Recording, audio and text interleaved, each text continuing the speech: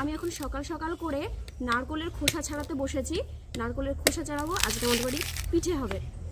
তো দেখো আমি কীভাবে নারকলের খোসাটা ছাড়াই।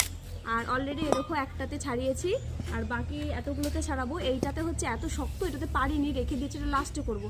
এত তাড়াতাড়ি শক্তিটা ব্যয় করলে এতগুলো নারকল ছুঁতে পারবো না, ছাড়াতে পারবো না খোসাটা। তো চলো দেখতে থাকো আমি কীভাবে নারকলের খোসাটা ছাড়াই। নারকলের খোসাটা তো অনেক বেশি শক্তি ব্যয় হয়, প্রচুর প্রচুর।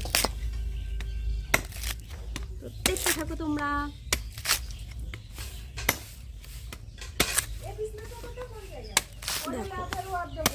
প্রথমে মুখটা এইভাবে ছাড়িয়ে নিলে না, নারকলটা পুরো খোসা ছাড়াতে অনেক বেশি সুবিধা হয়। এটা হচ্ছে আমাকে নারকলের খোসা ছাড়াটা আমার ঠাকুমা আমাকে শিখিয়ে দিয়েছিল। তো ঠাকুমা তো নেই, ঠাকুমার কাজটা এখন আমার অনেক বেশি কাজে লাগছে, মানে ঠাকুমার শেখানোটা আমার এখন অনেক বেশি কাজে লাগছে। কারণ আমাদের বাড়িতে বেশি আমার বাবা ছাড়া কেউ নারকলের খোসা ছাড়াতে পারে না। তো ঠাকুমা আমাকে শিখিয়ে দিয়ে গেছিলো বলে এখন নারকলের খোসাগুলো আমিই ছাড়াই। দেখো কত সহজে নারকেলের খোসাটা ছেড়ে নিলাম। এবারে এটার ফিনিশিংটা দেবো।